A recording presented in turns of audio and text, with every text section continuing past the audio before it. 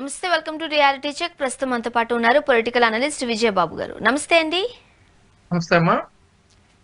Sir, Vijay sir, ప్రస్తుతం మండలిలో లోకేష్ గారు మాట్లాడిన మాటలు చూసినట్లయితే మీకేమనిపిస్తుంది? ఆనాడు మా తల్లిని దూషించారు కాబట్టి మేము వాకౌట్ చేశాము, ఇప్పుడు మీరెందుకు వాకౌట్ చేస్తున్నారు, మీరెందుకు సమావేశాలకు రావట్లేదు అని. ఫస్ట్ ఆఫ్ ఆల్ ఏం చెప్తారు మీరు? లోకేష్ గారు మాటల్లో ఉన్న ఆంతర్యం ఏమనుకోవాలి? అంటే వాస్తవానికి ఆగ్రహం అనేటువంటి అంశానికి వచ్చినప్పుడు ధర్మాగ్రహం, దురాగ్రహం అని చెప్పని రెండు ఉంటాయి. మనకి ఎవరికైనా సరే ఒక కోపం రావడానికి ఒక రీజన్ ఉండాలి. ఆ రీజన్ కూడా ధర్మబద్ధంగా ఉండాలి. లోకేష్ గారు ఆగ్రహాన్ని ఒకసారి పరిశీలించినట్టయితే ఎస్, ఆయన పాయింట్ ఆఫ్ వ్యూలో కానీ ఓవరాల్ గా చూసుకున్నప్పుడు కానీ దీన్ని ధర్మాగ్రహంగానే చూడాలి. అయితే ధర్మాగ్రహం అనేటువంటిది వ్యక్తుల యొక్క దీన్ని బట్టి కూడా ఆ వ్యక్తీకరణ అనేది ఉంటుంది. ఫర్ ఎగ్జాంపుల్, ఇప్పుడు ఒక సామాన్య మానవుడు, సగటు మనిషి అంటే ఇదే లొకేషన్ ఆయన్ని కనుక తీసుకుంటే, ఆయన మంత్రి కాకముందు ఆయనకి ఇదే రకమైనటువంటి ఆగ్రహం ఉండి ఆ ఆగ్రహాన్ని ఏ విధంగా వ్యక్తం చేసినా సరే, అరే నా తల్లిని మీరు అంటారా, మిమ్మల్ని చంపేస్తా, నరికేస్తాని ఎలాంటి విన్యాసాలు చేసినా కూడా దాన్ని మనం తప్పుపట్టడం ఔచిత్యవంతంగానే ఉంటుంది. సహజంగానే కన్న తల్లిని చేసినప్పుడు ఎవరికైనా కూడా ఇది వస్తుంది. కానీ ఇప్పుడు ఈ రోజున ఆయన ఆంధ్రప్రదేశ్ రాష్ట్రాన్ని పరిపాలిస్తున్నటువంటి కూటమి దీంట్లో మంత్రివర్గంలో ఒక కీలక పాత్ర వహిస్తున్నటువంటి మంత్రి ఆయన. అందుకని పాలకులకు కావాల్సింది ఏంటంటే సంయమనం కావాలి, సహనం కావాలి, కొంత ఓర్పు కావాలి, టాలరెన్స్. తర్వాత ఏంటంటే దేనికైనా కూడా ఒక పరిమితి అనేది ఉంటుంది. సరే, ఆయన ఆగ్రహం డెఫినెట్ గా తారస్థాయికి చేరుకుంది. దాని లోపల కూడా అంతరాలలో కూడా అది ఒక లాగా ఉడుకుతున్న పరిస్థితి. బహుశా దానివల్ల ఏమో కూటమి అధికారంలోకి వచ్చిన దరిమిల ప్రమాణ స్వీకారానికి ముందు నుంచి ప్రమాణ స్వీకారం తదనంతరం కూడా అనేక చోట్ల ప్రతీకారేచ్ఛలు, ప్రతీకార దాడులు ఇవన్నీ కూడా యథేచ్ఛగా సాగుతూ వచ్చాయి. కానీ దేనికైనా కూడా ఒక పరిమితి అనేది ఉంటుంది. సరే, ఇప్పుడు ఆయన ఆగ్రహం చల్లారడానికి ఎలా? ప్రతిదానికి కూడా మరి ఒక ఎండ్ కార్డ్ అనేది ఉండాలి కదా. ఉండాలి అన్నప్పుడు ఏంటి, ఆయన ఆగ్రహం శాసన మండలిలో బొత్స గారు ఆయన చాలా సీనియర్ శాసనసభ్యులు. ఆయన అంటే దాదాపుగా 15 సంవత్సరాల పాటు ఆయన మంత్రిగా వ్యవహరించారు. అవిభాజ్య రాష్ట్రానికి ఒక మంత్రిగాను ప్లస్ అతిపెద్ద పార్టీగా ఆ రోజుల్లో పిసిసి అధ్యక్షుడిగా కూడా చేసినటువంటి వ్యక్తి, సుదీర్ఘ అనుభవం ఉన్నటువంటి వ్యక్తి ఫ్లోర్ లో. అటువంటి వ్యక్తి చెప్పింది ఏంటంటే, సభలో లేనటువంటి వారి గురించి, సభకి సంబంధం లేనటువంటి అంశాల గురించి మాట్లాడటం సభా సంప్రదాయం కాదు అని చెప్పన్నారు. అన్న తర్వాత అయినా సరే వాళ్ళు కొంత కూల్గా సంయమనాన్ని పాటించాల్సినటువంటి అవసరం ఉంది. ఆయన సంపాదించుకోవాల్సినటువంటి అవసరం ఉంది. కానీ అవి జరగలేదు. జరగకుండా నన్ను కూర్చోమంటారా అని చెప్పానంటే, సరే మరి ఏం చేద్దాం, కనీసం అదైనా ఆయన స్పష్టంగా చెప్పాలి. ఆయన కోపం చల్లారేది ఎలా, ఆయన కోపం చల్లారాలంటే ఏం చేయాలి, ఎవరు చేయాలి, ఇదైనా తెలియజేయాలి కదా. మనకు అర్థమైంది ఏంటంటే, ఆయన కోపం చల్లారేయాలంటే ఎవరైతే వాళ్ళ అమ్మగారిని నిందించారో అటువంటి వ్యక్తికి ఆయన ఉద్దేశంలో, లేకపోతే వ్యక్తో తెలియదు, మరి పనిష్మెంట్ ఇవ్వాలి, ఆయన అనుకుంటున్నటువంటి పనిష్మెంట్. కానీ ఇక్కడే నేను పాలకులకు కావాల్సింది సహనం, సంయమనం, క్షమాగుణం, విశాల దృక్పథం. అయితే ఇట్లాంటి పరిస్థితుల్లో క్షమించే ప్రసక్తి లేదనుకుంటే అది వేరే సంగతి. కానీ ఆ వ్యక్తి నిందించారు అని చెప్పని భావిస్తున్నటువంటి వ్యక్తి తర్వాత క్షమాపణలు కూడా చెప్పాడు. ఆయన క్షమాపణలు చెప్పిన తర్వాత ఇటు మీడియా రంగంలో కానీ ఇతరత్ర రంగాల్లో కానీ రాజకీయంగా కానీ మనపోటి వాళ్ళం అనేక మంది కూడా ఇది చాలా తప్పు, ఈ సంస్కృతి మంచిది కాదని కూడా ఆ రోజుల్లో మనం స్పష్టంగా చెప్పాం ఇటువంటి రకరకాల వేదికల మీద నుంచి. అయినప్పటికీ కూడా ఆయన కోపం చల్లారలేదు అని అంటే, మరి కోపం చల్లారాలంటే ఏం చేయాలి? పోనీ అసలు ఈ శాసనసభ సమావేశాలు దేనికోసం నిర్దేశించారు? గతజల సేతు బంధనాల యొక్క భావ వ్యక్తీకరణల కోసమా? లేదు అన్నట్లయితే ప్రజల సమస్యల్ని డిస్కస్ చేయడానిక? అది కూడా కనీసం ఆయన స్పష్టం చేయాల్సినటువంటి అవసరం ఉంది. కాదు, మాకు జరిగినటువంటి అవమానాలని, మాకు జరిగినటువంటి వీటి అన్నిటినీ కూడా ఇందులో మేము ఇలాగే ప్రవర్తిస్తామని కనుక చెప్తే అసలు వీళ్ళు మిగతా వాళ్ళు అనవసరం వెళ్ళడం కూడా. ఇప్పుడు ఆ వెళ్ళే అవకాశం లేకుండానే శాసనసభకి ఆ 11 మందో ఎంతమందో ఎన్నికైనటువంటి సభ్యులు వచ్చేటువంటి అవకాశం లేకుండా వచ్చి విపక్షంగా వాళ్ళ యొక్క ధ్వనిని, వాళ్ళ గళాన్ని వినిపించే అవకాశం లేకుండా అక్కడ ఆల్రెడీ చేశారు.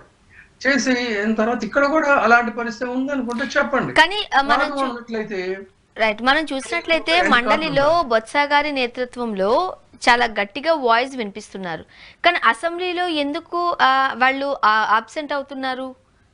మాట్లాడాల్సిన ప్రజాప్రతినిధులు ఎందుకు బయటకు వచ్చి మాట్లాడుతున్నారు, ప్రెస్ మీట్ల ద్వారా మాట్లాడుతున్నారు? ఇది ఒక కొత్త పోకడకు నాంది పలుకుతున్నారు అనుకోవాలా? ఇది ప్రజాస్వామ్యంలో మంచిదే అంటారా? ఒకవేళ రేపు పొద్దుట ప్రజలు ఎందుకు మిమ్మల్ని చట్టసభల్లో మాట్లాడడం కోసమే కదా మేము మిమ్మల్ని ఎన్నుకొని చట్టసభలో పంపిస్తే మీరు అక్కడ మాట్లాడుకుంటా సామాన్యుల్లాగా కెమెరాల ముందుకు వచ్చి మాట్లాడుతున్నారు అని ప్రశ్నిస్తే వీళ్ళ సమాధానాలు ఏంటి అనుకోవాలి?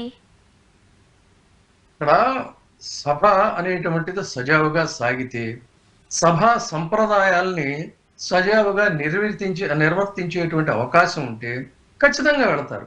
అదేమీ లేకుండా వచ్చినటువంటి మెజారిటీ, ప్రజలు ఇచ్చినటువంటి తీర్పు ఎందుకు ఇచ్చారు అనేటువంటి దీన్ని కూడా మరచిపోయి ఆ యొక్క విజయాన్ని, ఘన విజయాన్ని తామే స్వయంగా అందుకున్నాం, ఇది ప్రజల తీర్పు కాదు, మనం సాధించినటువంటి తీర్పు అనేటువంటి దీంతో మేము ఏం చేసినా చెల్లుతుందనేటువంటి రీతిలో అవహేళనలు చేస్తే మరి వెళ్ళి ఉపయోగం ఏంటి?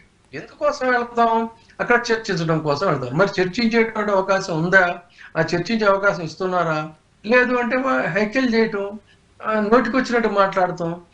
తర్వాత ఏంటంటే అసలు వాళ్ళు ఏ స్థానంలో ఉన్నారనేటువంటిది తమ స్థాయి, తమ స్థానం కూడా మరిచిపోయి అవతల వాళ్ళ వ్యక్తులకి కనీస మర్యాద అనేటువంటిది లేకుండా ప్రవర్తిస్తున్నప్పుడు వెళ్ళి ఉపయోగం ఏంటి? తర్వాత ఇంకొకటి, అందులో ఇది వాళ్ళు అడిగేటువంటి లాజిక్ కూడా కరెక్ట్ లాజిక్ కాదు. మేము మనం డిస్క్వాలిఫై చేస్తాం, రాకపోతే ఎందుకు రారు అని. అంటే అనేక రకాల శాసనసభల్లో బహుశా మరి చాలా మందికి తెలుసు, కొంతమందికి తెలియదేమో, తెలియని వాళ్ళు తెలుసుకోవాలి. ఏంటంటే సభల్లో మాట్లాడేటువంటి అవకాశం లేనప్పుడు వాళ్ళు సభల నుంచి బయటకు వచ్చి ఆ తర్వాత అక్కడ ఒక మాక్ అసెంబ్లీ అనేటువంటిది నిర్వహిస్తారు. ఆ మాక్ అసెంబ్లీ నిర్వహించి తాము సభలో ఏమైతే మాట్లాడాలని అనుకుంటున్నామో అవన్నీ కూడా అక్కడ మాట్లాడేవాళ్ళు. ఇంచుమించు అదే రీతిలో సభకి వెళ్ళేటువంటి అవకాశం లేదు కాబట్టి మేము మీడియా ప్రతినిధులు ముందే మీరే మాకు ఇదే సభ అనుకొని మాట్లాడుతూ ఉన్నారు. అది ఒక ప్రక్రియ, అది ఒక పోకడ. తర్వాత అసలు సభలో అడుగుపెట్టే పరిస్థితే లేనప్పుడు ఈ సభకు మళ్ళీ నేను రాను అని చెప్పని భీష్మించుకున్నటువంటి సందర్భాలు ఉన్నాయి. ఇట్లా దానికి లోకేష్ గారు చెప్తాను, మా నాన్నగారు 2 సంవత్సరాలు వెళ్ళారు, 2 సంవత్సరాలు వెళ్ళిన తర్వాత ఆ పరిస్థితులు లేవు కాబట్టి ఆయన అన్నారు. ఆ రోజుల్లో 2 సంవత్సరాలు ఆయనకి వెళ్ళే అవకాశం ఉందేమో. ఇక్కడ జగన్మోహన్ రెడ్డి గారికి తొలి రోజు నుంచే అవకాశం లేదు. జయలలిత గారికి వెళ్ళిన తర్వాత అవమానం జరిగిన తర్వాత వెళ్ళే పరిస్థితులు లేవు. సో ఆధునిక రాజకీయాల్లో రాజకీయ పోకడలు అనేటువంటివి మారిపోయి గౌరవం, సంస్కృతి, సంప్రదాయాలు అనేటువంటివి మంటగలిసిపోయినప్పుడు సహజంగా ఇలాంటివన్నీ కూడా కొంగొత్త ప్రక్రియలు అనేటువంటివి పుట్టుకొస్తూ ఉంటాయి. అండ్ ముఖ్యంగా మనం చూసినట్లయితే లోకేష్ గారు రెడ్ బుక్ గురించి పదే ప్రస్తావిస్తున్నారు. రెడ్ బుక్ లో ప్రతి ఒక్కరి పేరు రైట్ నేను రాసి పెట్టున్నాను, ప్రతి ఒక్కరికి తగిన శిక్ష పడేలాగా మా ప్రభుత్వం ప్రయత్నిస్తుంది అని కూడా చాలా ఖరాఖండిగా చెబుతున్నారు. మీరేం చెప్తారు రెడ్ బుక్ అమలుకు సంబంధించి? దీని గురించి అటు వైసీపీలో చర్చ జరుగుతుంది, మీడియాలో చర్చ జరుగుతుంది, కానీ నేనైతే ఇది ఒక హాస్యాస్పదమైనటువంటి అంశంగానే అనుకుంటున్నా. అంటే మనకి ఆ శంకర్ దర్శకత్వంలో ఒక సినిమా వచ్చింది, అందులో మొత్తం ఇలాగే అన్ని రాసుకొని కుంభీపాకం అని, లేకపోతే ఇంకొక శిక్ష అని, ఇలాంటివి అన్ని రకరకాల శిక్షలన్నీ కూడా అందులో విధిస్తూ ఉంటారు. ఆ విధంగా అని ఇక్కడ ఏంటంటే సర్టన్లీ రాజ్యాధికారం ఎవరి చేతిలో ఉంటుందో సహజంగా వాళ్ళ చేతిలో ప్రబలమైనటువంటి శక్తి ఉంటుంది. ఈ శక్తి పూర్తిగా తమ సొంతమని, తమ అధికారానికి తిరుగులేదని, తామే ఈ భూమికి అధినాథులమని, తాము ఏం చేసినా కూడా చెల్లుతుందనేటువంటి విన్యాసాలు చేసినప్పుడు ఖచ్చితంగా ఒక సూటబుల్ టైంలో బొక్కబోర్లా పడటం అనేటువంటిది ప్రజాస్వామ్యంలో జరుగుతున్నటువంటి చరిత్ర పునరావృతం అవుతూ ఉంటుంది. ఈ రోజున వాళ్ళకి ఆయనకు అధికారం ఉంది కాబట్టి ఇదే అన్నట్టుగా అనుకుంటున్నారు, కానీ అధికారం శాశ్వతం కాదు. కాబట్టి అధికారం ఎందుకు ఇచ్చారు మనకి అనే దాన్ని గుర్తెరిగి బాధ్యతాయుతంగా ప్రవర్తించినట్టయితే ప్రజలు మళ్ళీ ఆదరిస్తారు, మళ్ళీ అధికారం ఇవ్వడం కోసం ఆలోచిస్తారు. కానీ అధికారాన్ని ఎందుకు ఇచ్చారనేది మర్చిపోయి బాధ్యతలను విస్మరించి ఈ విధంగా వ్యవహరించినట్లయితే ఫలితాలు ఇంకో రకంగా ఉంటాయి. ఇది ఆయన శిక్షిస్తున్నాం, అది చేస్తున్నాం అని అనుకుంటే తాత్కాలికంగా భౌతికంగా కొంతమందిని మీరు ఇబ్బంది పెట్టవచ్చేమో, కొంతమందిని హింసించవచ్చునేమో, కానీ అంతిమ విజయం మాత్రం ఎప్పుడు కూడా దౌర్జన్యానికి కాదు. ఇది చరిత్ర చెబుతున్నటువంటి సత్యం. అండ్ ముఖ్యంగా సోషల్ మీడియాలో, సామాజిక మాధ్యమాలలో ఎవరైతే తమ మనోభావాలను లేకపోతే వాళ్ళు ఏమనుకుంటున్నారో, నేను ఇక్కడ లాంగ్వేజ్ గురించి మాట్లాడట్లేదు విజయ్ గారు, జస్ట్ వాళ్ళు వ్యతిరేకంగా మాట్లాడిన విషయాలకు సంబంధించి నేను మీ దగ్గర ప్రస్తావిస్తున్నాను. సో అలాంటి వారందరి పైన ఇప్పుడు కేసులు నమోదు చేయడం జరుగుతుంది. త్వరలోనే అరెస్టుల పర్వం కూడా కొనసాగబోతోంది అంటూ వార్త. ఫస్ట్ ఆఫ్ ఆల్ ఏం చెప్తారు మీది కేసులకు సంబంధించి? భారత రాజ్యాంగం ప్రజలకి భావ ప్రకటన స్వేచ్ఛ ఇచ్చింది.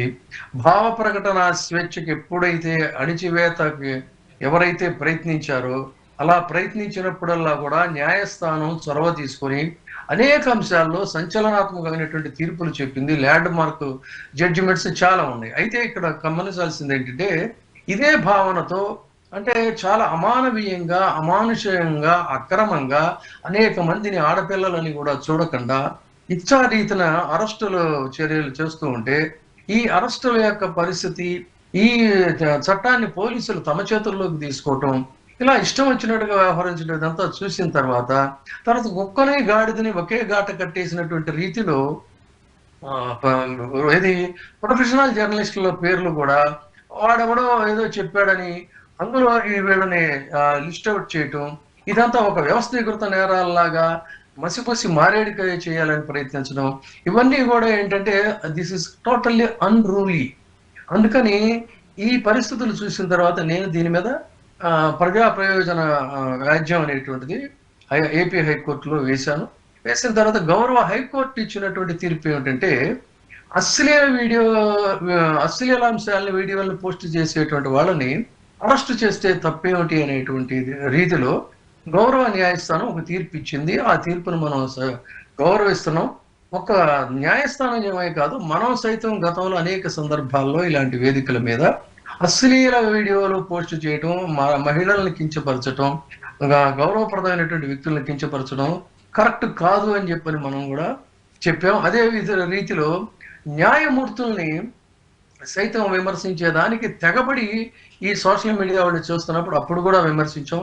సరిగ్గా అదే అంశాన్ని గౌరవ న్యాయస్థానం ధర్మాసనం కూడా అన్నది ఏంటంటే, మమ్మల్ని కూడా విమర్శిస్తున్నారు, న్యాయమూర్తుల్ని కూడా విమర్శిస్తున్నారు అనేటువంటి దీన్ని వ్యాఖ్యలు చేశారు.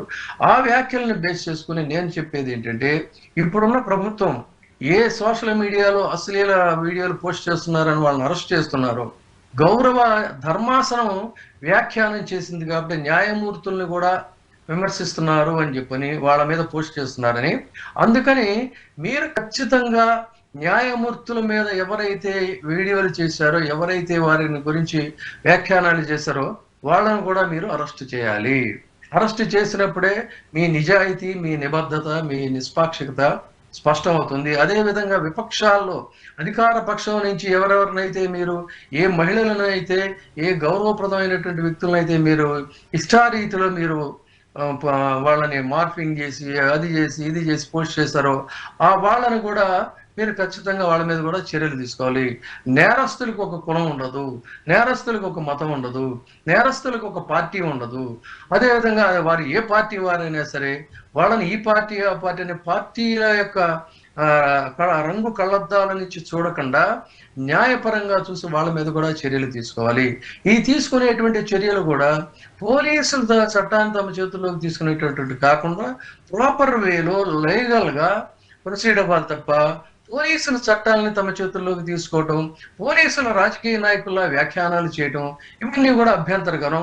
మన ఆంధ్రప్రదేశ్ పోలీసు వ్యవస్థకి ఒక గౌరవప్రదమైనటువంటి ఒక ఇమేజ్ ఉంది.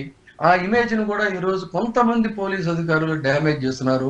ఫ్రెండ్లీ పోలీస్ అని ఎంతో కష్టపడి తెచ్చుకున్నటువంటి పేరును కూడా ఈ రోజున వీళ్ళు రూయిన్ చేస్తున్నారు. ఇది కరెక్ట్ కాదు. అండ్ మోర్ ఓవర్ ఏంటంటే, చట్టాలకి వీళ్ళు వక్ర భాష్యం చెప్తున్నారు.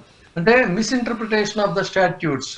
మిస్ఇంటర్ప్రిటేషన్ ఆఫ్ ద స్టాట్యూట్స్ లో ప్రధానంగా భారత న్యాయ సంహిత బిఎన్ఎస్ 111లో ఆ 111లో ఏదైతే డిఫైన్ చేశారో దానికి సంబంధం లేనటువంటి రీతిలో ఈ 111ని వీరు మిస్ఇంటర్ప్రిటేట్ చేసి ఈ సోషల్ మీడియా యాక్టివిస్టుల మీద మీరు తదనుగుణంగా ఆ కేసులు బనాయిస్తున్నారు. ఇది కరెక్ట్ అనేటువంటి దీంట్లో మీ అనుకూల మీడియాలో ప్రాపగాండా చేస్తున్నారు.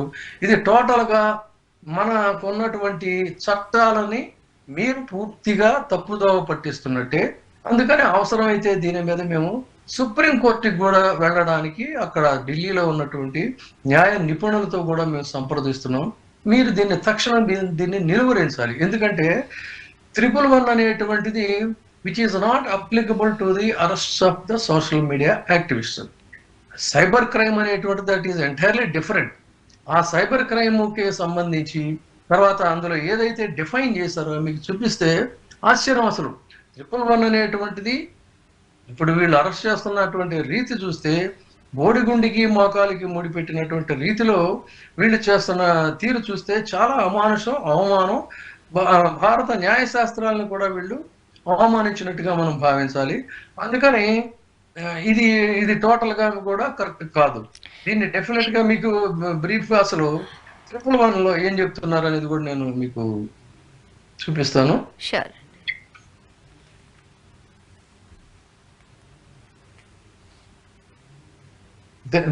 ఇంకా వాళ్ళు పెడుతున్నటువంటి అన్ని వీటి మీద కూడా ఉంది. కానీ ఇది ఒక్కటే చెప్తాను. అసలు భారతీయ న్యాయ సంహిత బిఎన్ఎస్ 111 విషయానికి వచ్చినట్టయితే అందులో వ్యవస్థీకృత నేరాలు అనేటువంటి పేరుతో, అంటే ఆర్గనైజ్డ్ క్రైమ్స్ అనేటువంటి పేరుతో ఈ సోషల్ మీడియా యాక్టివిస్టుల మీద పెడుతున్నారు. కానీ 111 వ్యవస్థీకృత నేరాలు అంటే ఆర్గనైజ్డ్ క్రైమ్స్ ఎలా అవుతాయి? ఇప్పుడు వాళ్ళంతా ఒక ముఠానా? వాళ్ళు అలాంటి కలరింగ్ ఇస్తున్నారు. అక్కడ అరెస్ట్ చేసినటువంటి వాళ్ళని పట్టుకొని ఏం చెప్తున్నారంటే ఒక పెద్ద లిస్ట్ ఒకటి తయారు చేస్తారు. నిజానికి వాడికి ముక్కు అంగడు ఎప్పుడు చూసి ఉండడు. కానీ వీళ్ళు ఒక లిస్ట్ తయారు చేసి అందులో ఇన్కార్పొరేట్ చేశారు అనేటువంటిది మినిమం కామన్ సెన్స్ ఉన్నటువంటి ఎవరికైనా అర్థం అవుతుంది.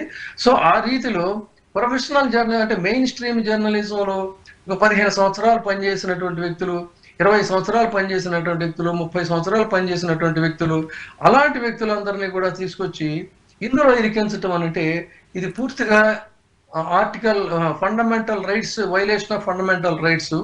ఈ వ్యవస్థీకృత నేరాల్లో కిడ్నాప్, వ్యవస్థీకృత నేరాలు, వాహన దొంగతనం, దోపిడీ, భూదోపిడీ, కాంట్రాక్ట్ హత్య, ఆర్థిక నేరం, సైబర్ నేరాలు, వ్యక్తుల అక్రమ రవాణా, డ్రగ్స్, ఆయుధాలు, అక్రమ వస్తువులు, అక్రమ సేవలు, వ్యభిచారం, మానవ అక్రమ రవాణా వంటి ఇలాంటి నేరాలన్నీ కూడా ఈ 111లోకి వస్తాయి.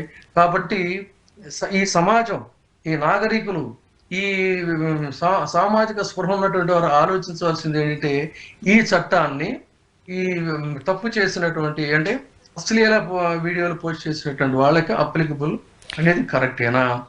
పోలీసులు తమ చేతుల్లోకి చట్టాన్ని తీసుకుని ఆడపిల్లల్ని హింసించడం, రకరకాల పోలీస్ స్టేషన్లు తిప్పడం కరెక్టా? లేదు అన్నట్టుదే స్ట్రైట్ అవే వాళ్ళ మీద కేసులు బనాయించి న్యాయస్థానం ముందు నిలబెట్టడం కరెక్టా? విజయ్ గారు, నిన్న శ్రీరెడ్డి గారికి సంబంధించిన లేఖ ఒకటి సోషల్ మీడియాలో మనం ముఖ్యంగా మనం చూసిన నేపథ్యంలో తను ఇంతకు ముందు తాను మాట్లాడిన భాష గురించి కావచ్చు, తను చేసిన వ్యాఖ్యలకు సంబంధించి కావచ్చు, క్షమాపణ కోరుతూనే ఒక 2-3 లైన్స్ మనం క్లియర్గా అబ్జర్వ్ చేసినట్లయితే, నన్ను కొట్టినట్లయితే ఒక 2-3 నెలల్లో నా గాయాలు మానిపోవచ్చు, కానీ అది నా కుటుంబాన్ని కొట్టినట్లయితే అది చాలా ఇబ్బందికరమైన పరిస్థితి. First point. సెకండ్ పాయింట్, ఇంకా పెళ్లి కావాల్సిన 3 ఆడపిల్లలు ఉన్నారు, దయచేసి నా కుటుంబాన్ని వదిలేయండి, నేను ఇంకెప్పుడు ఇటువంటి మాటలు మాట్లాడను, నేను చేసింది తప్పే అని నాకు అర్థమైంది, ఒకవేళ రేపు అన్న రోజు వైసీపీ ప్రభుత్వం అధికారంలోకి వచ్చినప్పటికీ కూడా నేను ఇలా మాట్లాడను, ఇలా ఇలా ఇలా కొన్ని తన వ్యాఖ్యలు చేశారు. కానీ మెయిన్గా ఎవరైనా తనను కొడతారేమో, కుటుంబాన్ని భయభ్రాంతులకు గురి చేస్తున్నారు కాబట్టి వాళ్ళు చాలా రిస్క్లోకి వెళ్ళే అవకాశం ఉంది అంటూ కూడా ఆమె డైరెక్ట్గానో ఇండైరెక్ట్గానో ఆ బహిరంగ లేఖలో పొందుపరిచారు.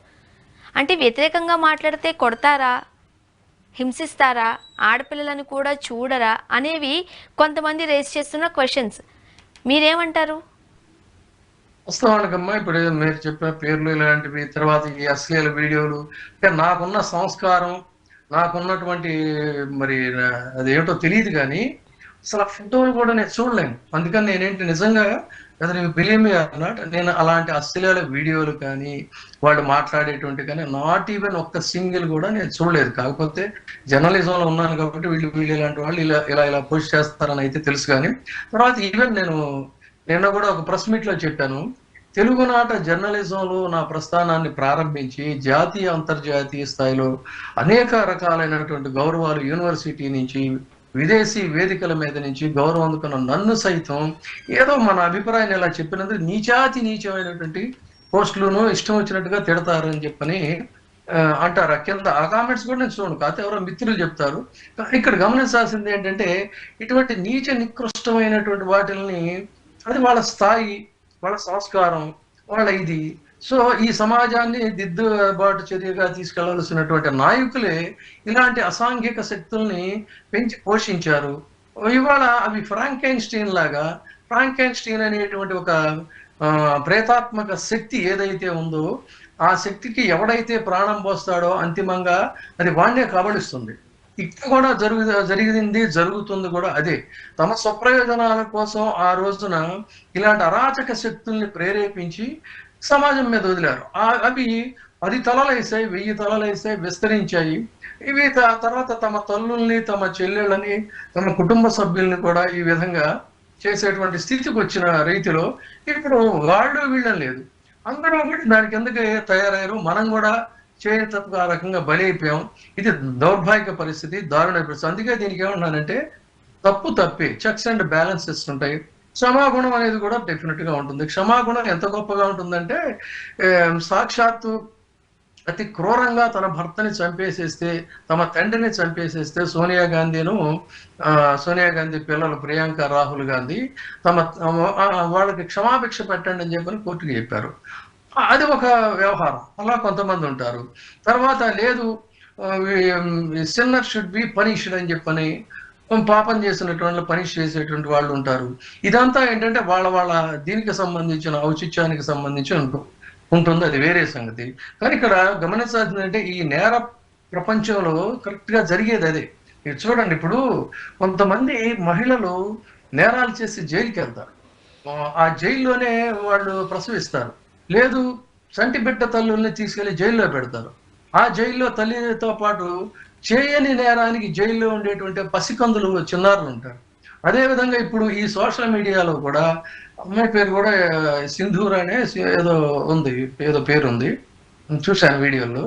ఆ ఇద్దరు చంటి పిల్లలు, వైఫ్ అండ్ హస్బెండ్ ఇద్దరిని కూడా ఎక్కడెక్కడో తిప్పారు, చేతుల మీద కొట్టారంట, ఇష్టారాజ్యం కింద కొట్టారు.